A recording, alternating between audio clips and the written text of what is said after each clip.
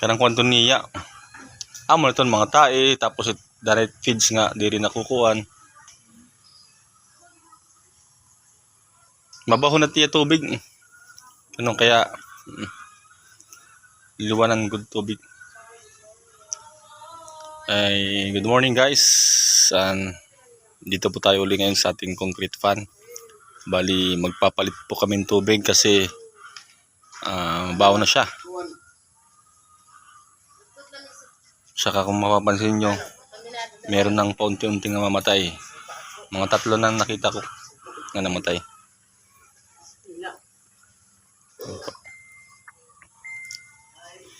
Yan, medyo may bula-bula na siya. Saka kung aamuyin mo, baho na. Yan po. Bali, naman po kami ng aming water pump doon po sa irrigation kukuha. Yan po. Ngayon, ang gagawin namin ay i-drain muna namin to ng kaunti. Saka lalagyan natin ng tubig. Okay po.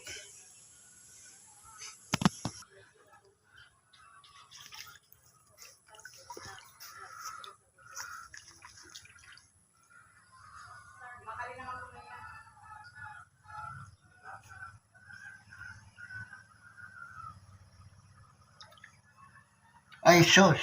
Ano? Kaluluko. Yun, maawas kay Tatanggal umpet ko anay. Terangga. Okay. Ito po yung screen na nilalagay namin sa ano. Tatanggalin muna yung takip bago ilagay yung screen. Ito, ma. Kali. Yan.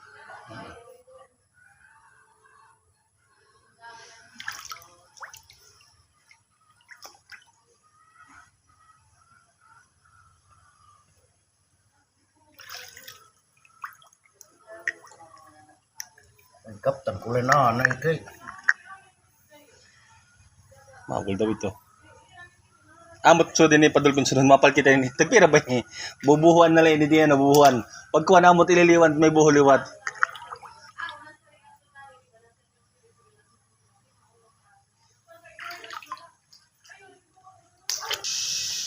Yan guys, tingnan natin kung gaano karami yung mortality natin. Yun, meron na namang isa.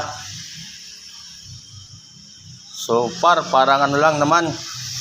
Wala pa nga ata sa 10%. O baka kinain lang nila.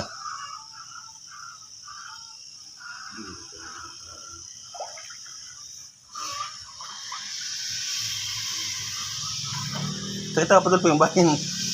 Baga makabukal ka. Yan po. Doon meron doon, oh. Ganyan talaga yan. Pamati ko ini padulping pids nga ako padulping. Oo, di pa ko dadahin na ako no. Karang tilo nga brown ka ng pids ito. Oo, larog. Di nga itong pids tae, amo lang iton. Pero kadi pa yung mata, sud ka da moda.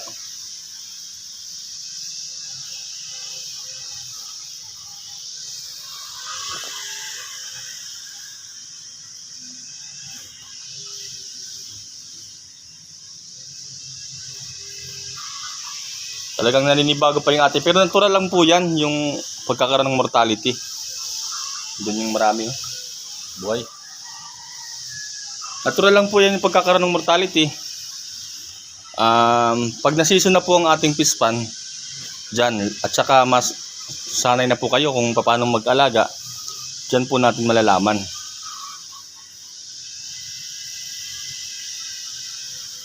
Ang mahirap lang sa fish pan na ito kasi meron kaming kalapit na mga punong kahoy, kaya yung mga dahon nagbabagsakan dito. Isa lang ang solusyon pag meron kayong ganyan ay ang net, fish net. Tsaka nakakatulong din po ang fish net para sa mga ibon. Kasi minsan yung mga ibon, dinadagit nila yung yung mga isda natin. Opo, ganun po. Kahit nung nasa fish pan namin doon na nasa earth pan, ganun po nangyari.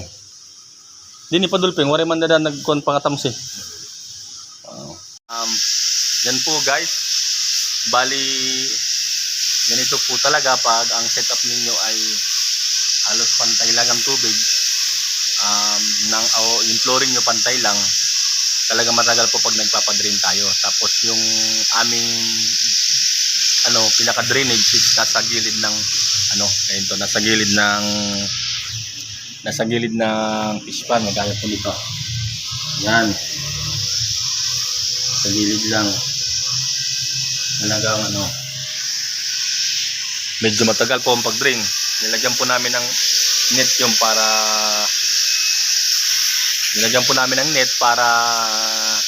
hindi pumasok yung mga fingerlings sa butas.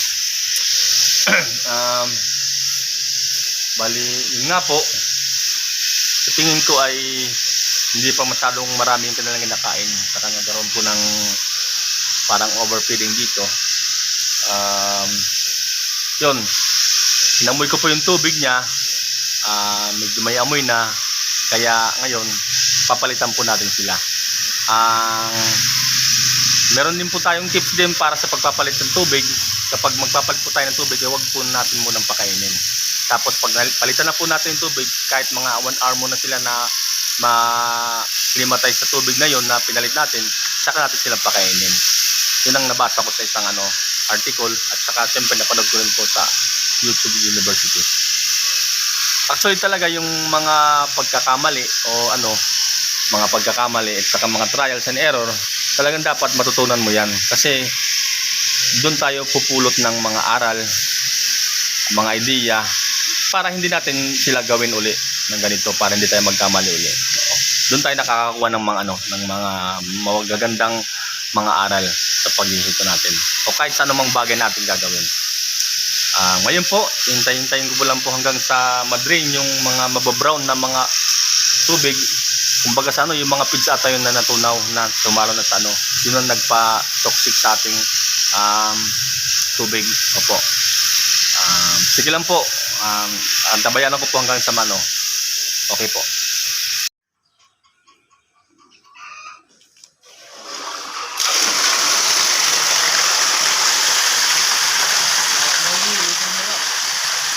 Hindi rin mahilo.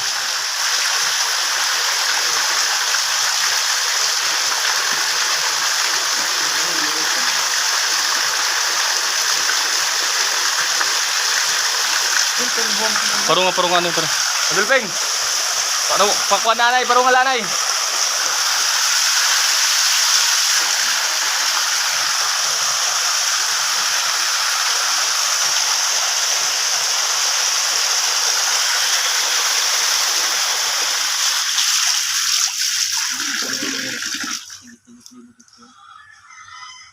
Pegang ako ng misin.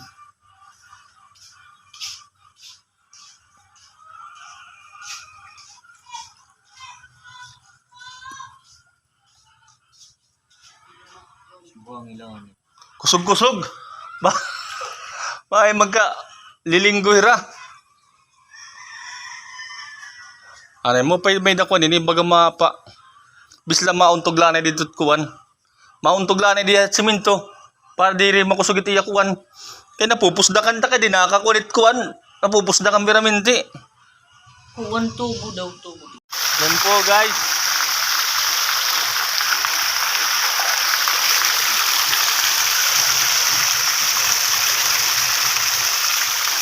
Nag-improvise po kami ng itong pinakakanal niya na Parlin. Kasi sa lakas ng ibinubugang tubig niyan, halos yung mga fingerlings natin pag binabagsakan. Kaya para masira yung force ng pagbagsak niya, naglagay po tayo ng nito. Yan. Para yung tubig niya, yung current nandoon. Bali yung mga dumi doon, ngayon itutulok niyang papunta dito sa ating mga butas. Yan. Okay po. Ayan po guys, ating lalagyan muli ng tubig mula sa irigasyon ng ating fish pan. Sandali ko lang mong ikakat ang ating video dahil nahirapan po tayong mag-video na may ginagawa. Okay po. Lalagyan po natin siya kahit mga 1.5 dangkal ang lalim. Ayan po guys. Nalagyan na po natin ng tubig.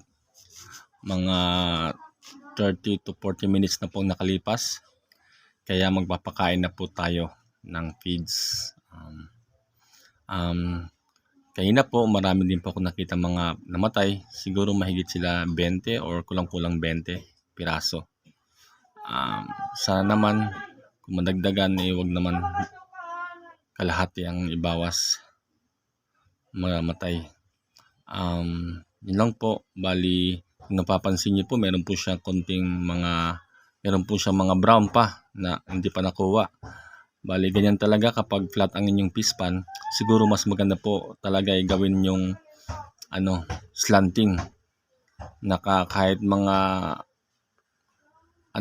ilang degree na naka-slant siya para talagang matatanggal yung mga dumi sa inyong fish pan papunta sa inyong drain. Yan po lamang siguro para sa mga gusto nyo pong mapanood ang iba pa ko pang video.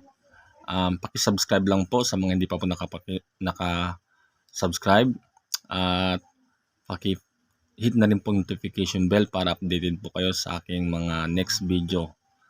Next video ko po ay ang paggawa ng filter, pag-setup ng water pump dahil doon po natin mape-prevent yung kahit man lang konti, mape-prevent natin yung pagkakaroon ng sama ng tubig natin.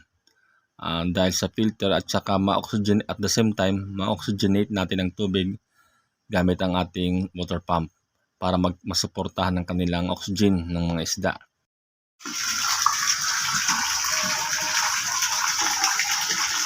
Kakagawas na daw pagkakaon na ng padulping.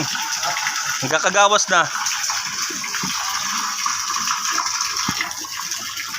Pwede daw ka lang. Bigyan daw.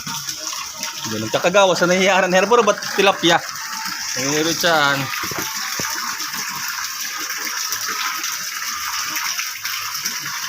Ano din na natambak dito ho? Kaya dat bagakuan.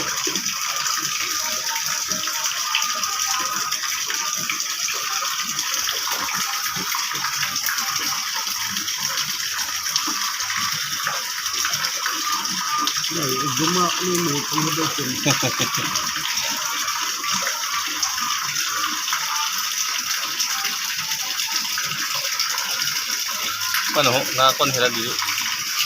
Hindi naman dami.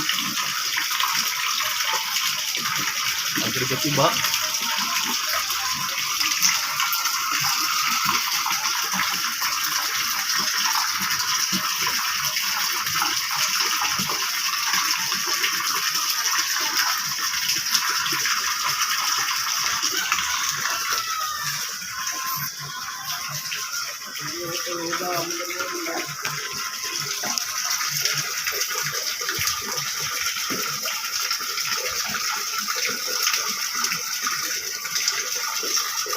Ato rin dito iba.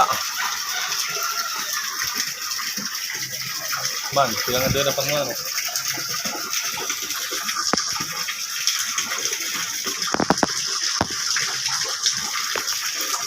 Kahit, pagod.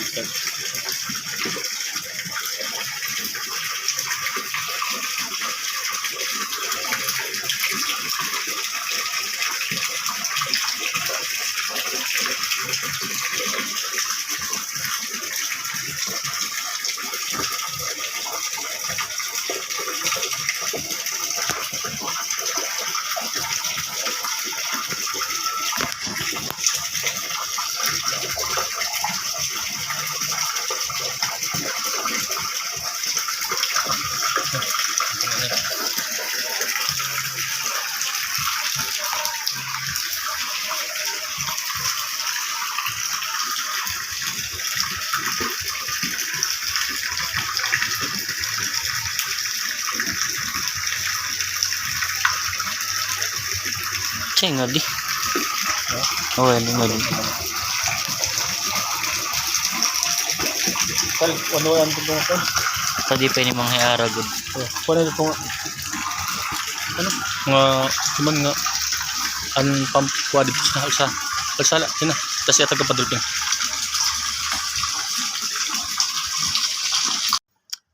Hanggang sa muli po. Ito po si Kamando at nagsasabi sa inyong ka-agri ka.